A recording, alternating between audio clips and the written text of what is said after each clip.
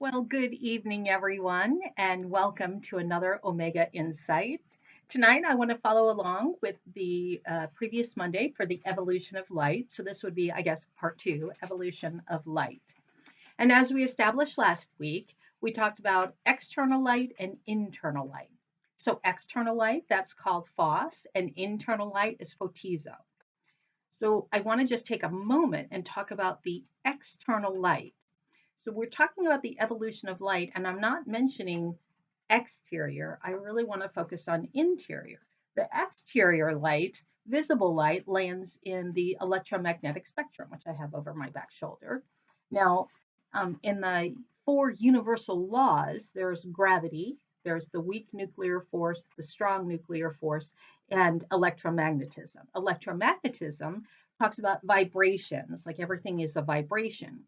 The wider, slower the vibration is the lower vibration. The higher vibration, obviously, faster vibration is the higher vibration.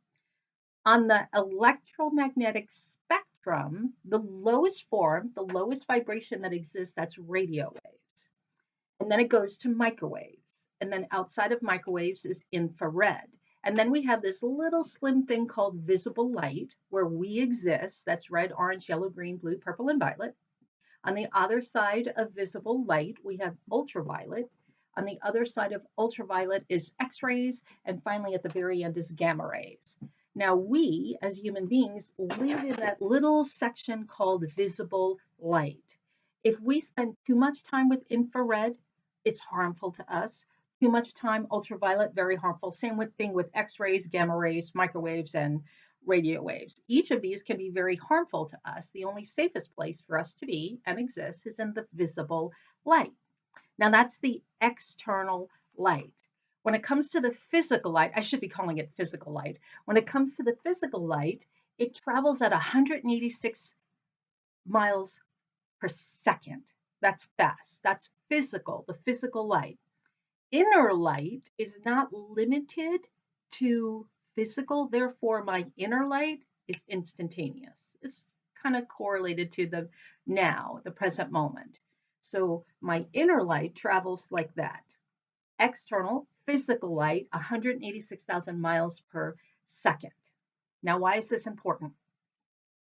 Because our universe consists of physical light, but there's also the philosophy that our internal light, our photizo light, is part of the universe as well.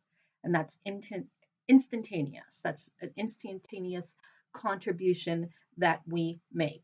So in the universe, as a human being, as I alluded to last time, it is our, I want to say job, but I don't want to say responsibility, duty. It was something we can strive for to increase our physical light to make a contribution to humanity, the universe, life itself. That's the concept of increasing our light. Now, going back, so that's physical. Now, if we're going internal and shifting our internal light, I was thinking this morning about the idea of somebody who has a low vibration and someone who has a high vibration. And I'm not talking about manics and hyper, that's not what I mean.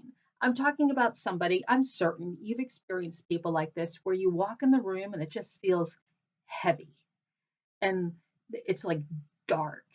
And then there's certain people you see and it's joyful and you're drawn to them. They have a magnetic personality. They're playful, they have laughter, they laugh easily. Um, they're even like is a, if I could say this, a light in their eyes. I know I don't want to go too much on this, but I'm aware most of us understand that. We can walk into a space or room and we can feel that, ooh, and then we can walk into a different space and room and feel, oh, this feels really good in here. That's the idea that we as human beings make a contribution to our space. So I was thinking this morning when you have somebody who has a kind of feeling, most of the time we want to go rescue them. Oh, everything's okay and I love you. And we try to say things to make them feel better. And what's end up happening is they doubt us because it's like, yeah, whatever. If you've ever dealt with somebody like that and they're really not in a good space, and oh, but everything's going to be okay, they want to punch you because their vibration is just, "Ugh," and they don't want to hear it. So the idea is we can affect them without them knowing by changing our inner light and making our inner vibration change the space around us. And if they're in that space, that may affect them. Now, please, I'm not guaranteeing this. I'm not telling you this is the way to do. This is a philosophy, the idea, the philosophy of meaning it's a theory, and the only way you can attempt to prove it is do it and see if it makes a difference in your life. So again, I'm not saying this is what you do. It's the idea, the philosophy that if we want to change the environment around us, we change our light, our internal light. I remember years ago, I read something, Torquem Saradarium had talked about organization is the key, because when we're organized, everything it feels good. If when you're in a cluttered space, you're like, ah, but when you're in an organized space, it feels quite nice and open. And um, anyway, that's what I was thinking about. When we're organized, we have more light internally as well as externally. There's more light around us. So the idea now is to shift our internal light. And we would be doing this to help and assist the humanity, the people around us. First thing, when we think a thought of love, our vibration shifts. And I could say it shifts to the light frequency of violet and above.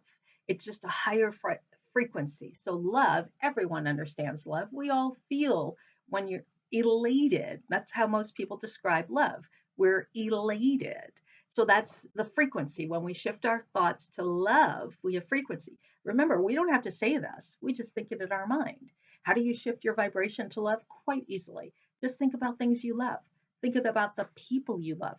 Think of an environment or the last time you experienced a deep connection with another individual or your pets. Think of that unconditional love that our animals give us. That gives us the feeling, an elated feeling.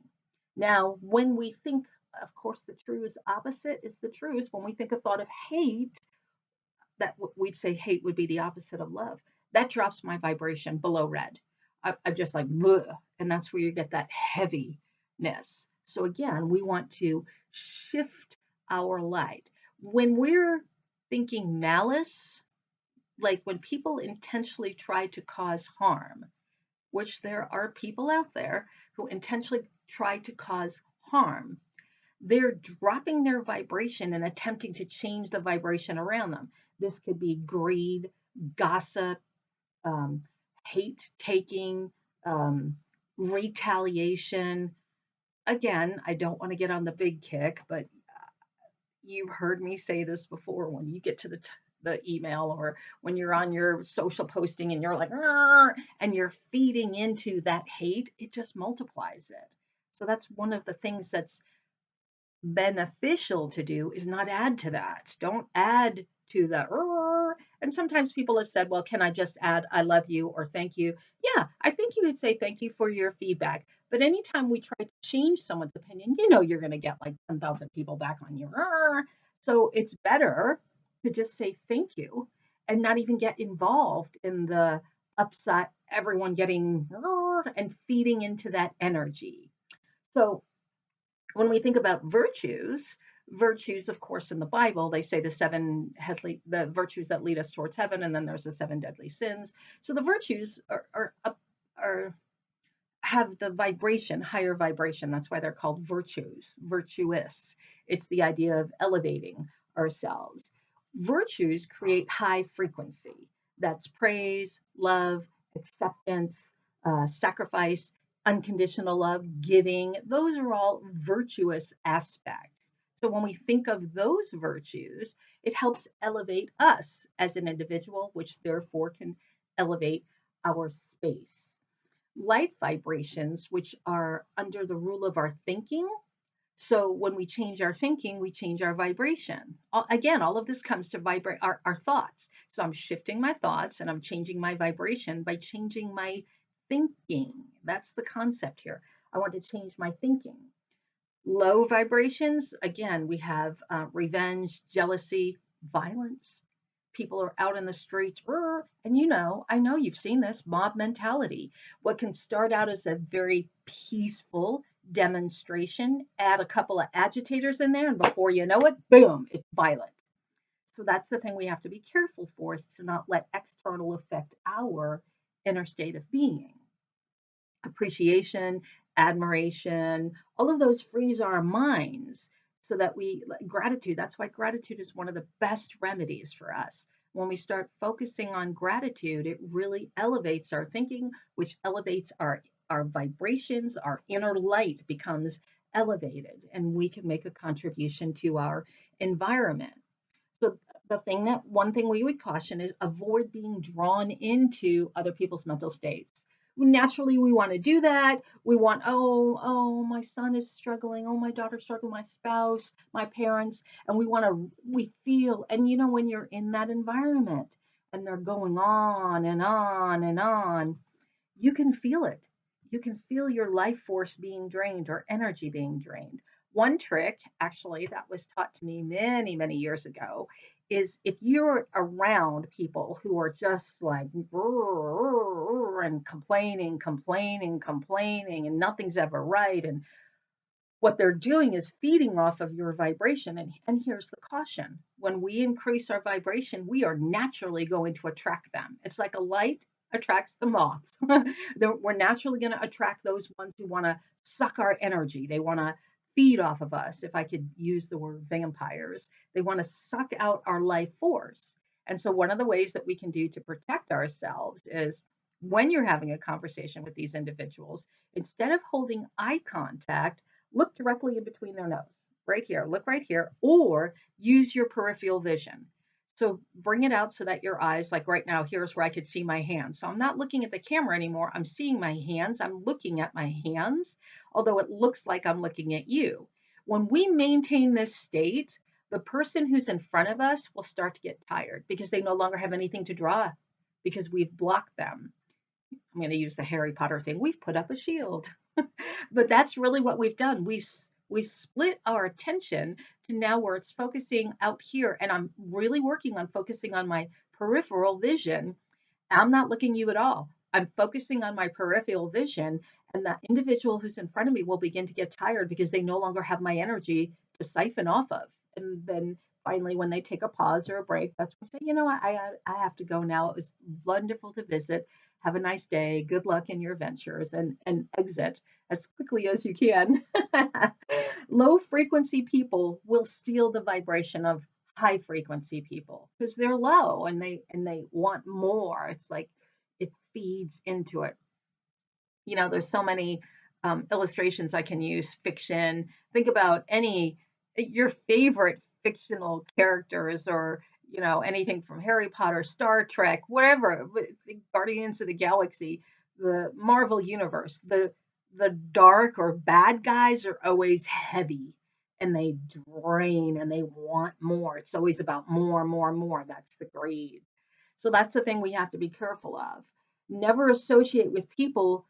Here's another thing: never associate with people who try to force you to love them. Oh, there are people who do this. They try to force you. They they do things like, "Well, I love you, don't you love me?" I would do that for you. Wouldn't you do that for me? Or they get jealous, or they feel helpless. Oh, can you help me? Oh, I need you to do this for me. Would you mind? I don't want to seem like that's something I could do, but that's what they are, always seeking your attention and making it that as if that's true love, and that's not true love at all. When if anything is required of your love, it is not unconditional love. If something is required, if something is given for them to feel that they're loved, that is not love. That's conditional love, not unconditional love, which is the highest form of love. It's beneficial to think of the entire universe as light and seeking higher sources for higher vibration.